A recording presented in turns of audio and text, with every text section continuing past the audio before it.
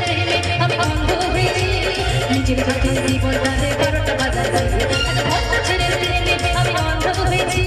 নিজের কাছে জীবনটারে 12টা